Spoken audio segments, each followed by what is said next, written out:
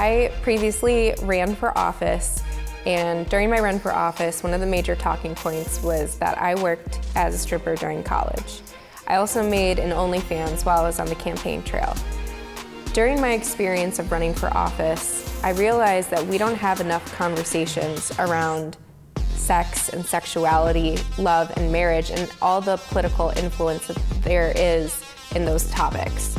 So I wanted to create a series where we could dive in deep into the topics of sexuality and politics and explore all the different ways that there's influences of politics in sexuality, love, and marriage.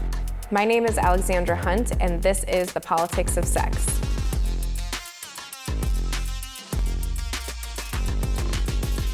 We're looking at the timing of the divorce process, particularly for women. In some states, couples are required to wait up to a year before even filing for divorce. They have to have a cooling off period. And psychologists argue that is keeping vulnerable people in bad relationships for too long. And we're now getting into this, legal contract that's, supposed to represent a spiritual commitment, but then we're making it a legal contract. And part of that legal contract isn't structured around a lifelong agreement like it used to be because we got rid of because now we have no fault divorce. So studies show women make up about 85% of domestic violence victims and face the highest risk of serious injury or death when they're trying to leave their abusers. In some states, victims of domestic violence still have to complete mandatory waiting periods without exception prior to filing for a divorce.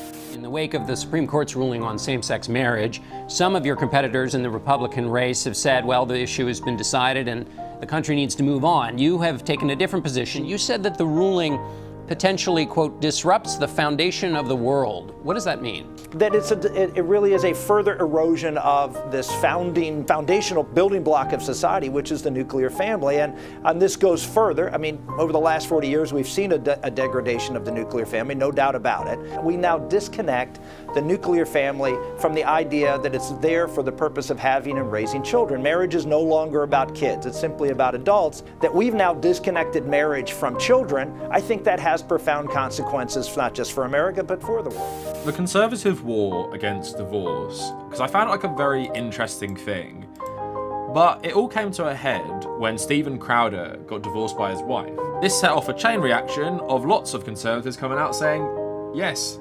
divorce is bad, and women should be trapped in divorce because we are focusing on specifically many Christian couples and women divorcing their husbands, and what they see it as is a way to control women. No-fault divorces needs to be protected. During colonial times, divorce was only acceptable in the case of adultery or if a woman was unable to bear children. In the case of adultery, if a woman brought that case against her husband, she still had to fight the power of the law and provide overwhelming evidence that adultery had indeed taken place. Divorced women would often be left penniless, childless, and stigmatized. They chose to stay in unhappy marriages. Even in today's times, because of the financial discrepancy between single women and single men, women often still stay in unhappy marriages. But divorce today has become more lenient of no-fault divorces, of someone can now choose to get a divorce simply because they no longer want to be married. Whereas in colonial times, you had to have overwhelming evidence of adultery or be unable to bear children to be able to leave an unhappy marriage. And it's really important to recognize that even in divorce, outside of a marriage, the power still rests in the man over the woman, in the husband over the wife. And that is a patriarchy. It's the system protecting itself. So divorce is a liberal concept, whereas marriage entrapment is a more conservative ideology. And I know a lot of people say feminism is the reason relationships are not what they used to be. And I think that's a good thing because marriages have never been historically wonderful. They've been very romanticized when we look back in previous decades. But the history is pretty clear that marriage as an institution has been horrible for women. What I think we're seeing now is that there is a requirement that we redefine what these modern marriages look like And as we do, and as there's more equality, I think they will be more of an anchoring point for people, again, moving forward.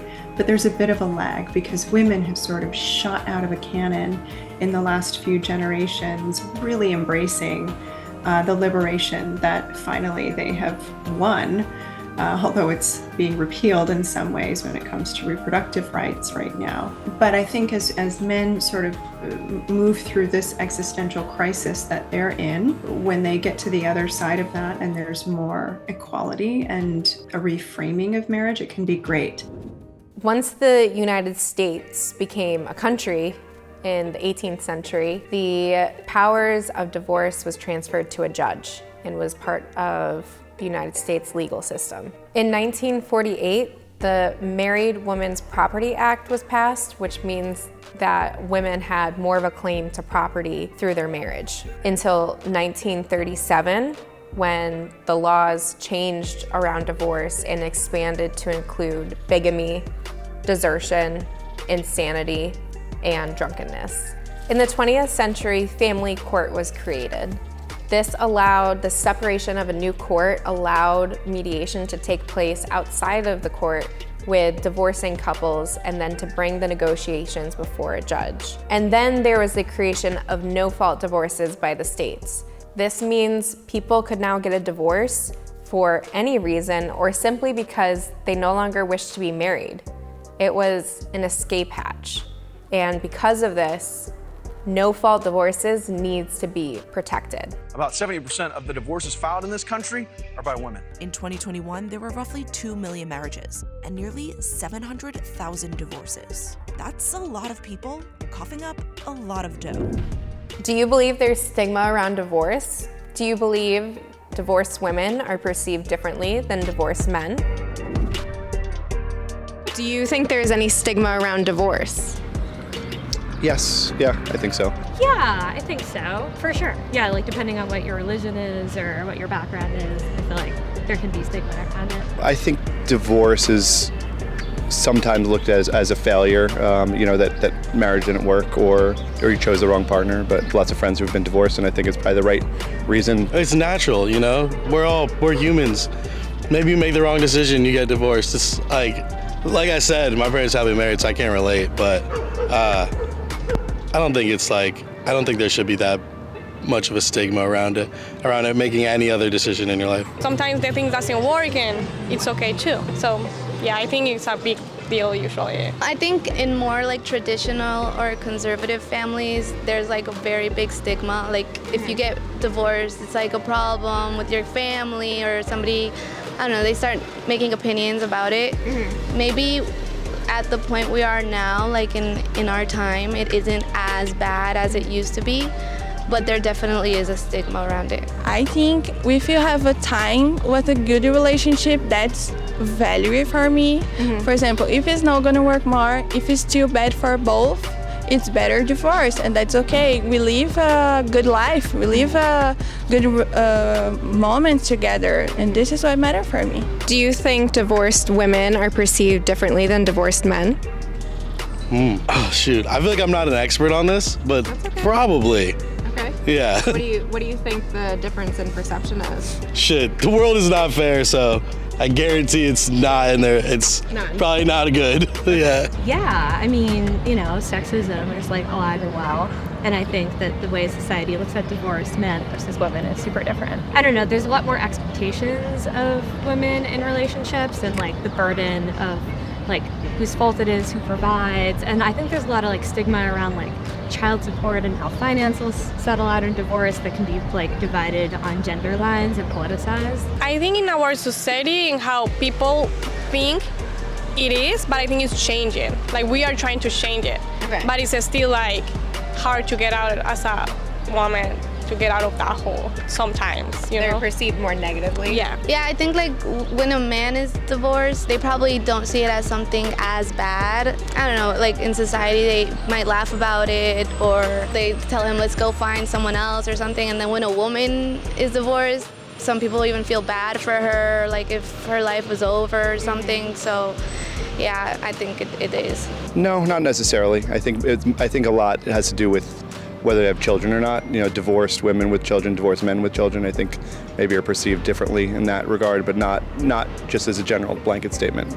I think that divorced women with children sometimes are, you know, men may be less inclined to date them because they don't want to, you know, they don't want, but I think the opposite doesn't always hold true.